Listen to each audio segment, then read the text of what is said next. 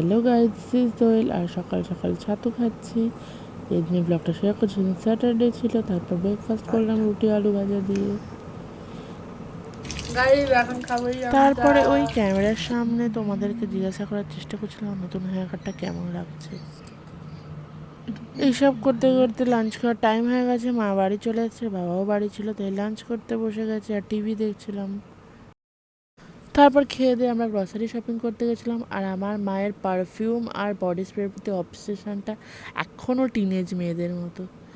তারপরে grocery shopping করে নিয়েছি। আর মাকে আমি কি বলছিলাম, অনেক জিনিস কিনে যে মহিলাকে আনলেই বেশি জিনিস কেনা। যেহেতু অনেক জিনিস কিনেছিলাম, কোনো টোটো পাচ্ছিলাম না, তাই বাবাকে ফোন করেছিলাম। আর বাবার জন্য অপেক্ষা করতে করতে দেখলাম ফুচকা দেখলে তো খেতে ইচ্ছাই করে বলো। তারপরে আমি আর মা মিলে ফুচকা খেতে চলে গেছিলাম। আর তারপরে মা সব জিনিস জেদ করে নিয়ে গেছে, তারপরে হাসছে। তারপরে আমার বোনু বানাচ্ছিল আলুর পরোটা, আর পায়েসও ছিল, মানে সিমাই। আর আমার মা যখন পুজো করবে কেউ ডিস্টার্ব করতে পারবে না, একটা কথাও বলতে পারবে না।